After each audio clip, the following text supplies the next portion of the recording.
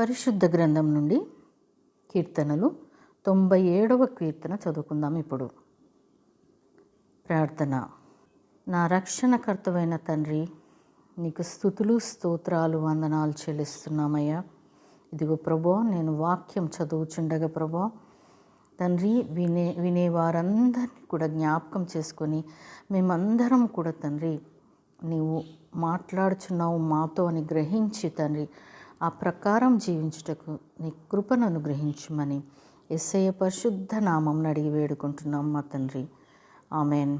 పరిశుద్ధ గ్రంథం నుండి కీర్తనలు 97వ అధ్యాయం చదువుకుందాం. ఇప్పుడు యెహోవా రాజ్యం చేయుచున్నాడు, భూలోకము ఆనందించునుగాక, ద్వీపములన్నీ సంతోషించునుగాక. మేఘాంధకారములు ఆయన చుట్టూ నుండును, నీతి న్యాయములు ఆయన సింహాసనమునకు ఆధారం. అగ్ని ఆయనకు ముందు నడుచుచున్నది, అది చుట్టూనున్న ఆయన శత్రువులను కాల్చివేచున్నది. ఆయన మెరుపులు లోకమును ప్రకాశింపచేచున్నవి, భూమి దాని చూచి కంపించుచున్నది. యెహోవా సన్నిధిని, సర్వలోకనాథుని సన్నిధిని పర్వతములు మైనము వలె కరుగుచున్నవి. ఆకాశము ఆయన నీతిని తెలియచేయుచున్నది, సమస్త జనములకు ఆయన మహిమ కనబడుచున్నది.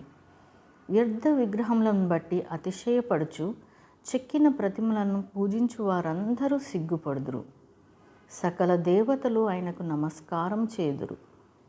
యెహోవా, సీయోను నివాసులు ఆ సంగతి విని నీ న్యాయ విధులను బట్టి సంతోషించుచున్నారు. యూదా కుమార్తెలు ఆనందించుచున్నారు. ఏలయనగా యెహోవా, భూలోకమంతటికి పైగా నీవు మహోన్నతుడవై ఉన్నావు. సమస్త దేవతలకు పైగా నీవు అత్యధికమైన ఔన్నత్యము పొంది ఉన్నావు. యెహోవాను ప్రేమించు వారలారా, చెడుతనమును అసహించుకొనుడి. తన భక్తుల ప్రాణములను ఆయన కాపాడుచున్నాడు. భక్తిహీనుల చేతిలో నుండి ఆయన వారిని విడిపించును.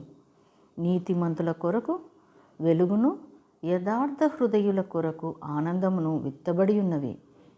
నీతిమంతులారా, యెహోవా యందు సంతోషించుడి.